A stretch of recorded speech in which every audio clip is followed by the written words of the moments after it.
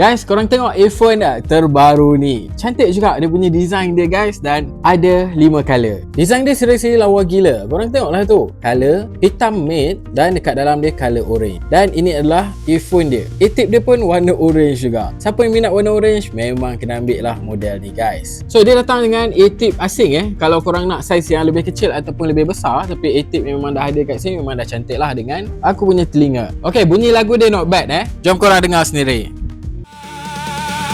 Aku The Sigma, bermain dalam bayang. Tak semua nampak, tapi semua terkenal. Langkah kecil, ubah keseluruhan. Okay, so lagu dia memang kuat gila lah. Kalau korang buka tu, aku buka full volume, buka ni, rupanya dah pekat telinga guys. Untuk kualiti bunyi dia, treble dia memang tinggi lah. Treble dia tinggi So kalau korang nak dengar lagu-lagu yang treble tinggi, then this is the best one. Dan aku pun dah test mic dia memang clear lah. Kalau kita tengok dekat kotak dia pun, ada 4 mic dekat dia punya earphone ni. So mic dia memang cantik. Jadi kalau korang nak buat sleep call, should be tak ada masalah. Dan of course untuk kaki game, dia juga ada gaming mode. Korang kena tap 3 kali. So latency dia 39 millisecond. So memang rendah lah. Kalau korang nak main game memang tak terasa lag. Dan dia datang dengan kabel Type-C, tip size berbeza dan user manual. So guys, design memang cantik. Kalau korang minat, check out terus dekat beg kuning kat bawah.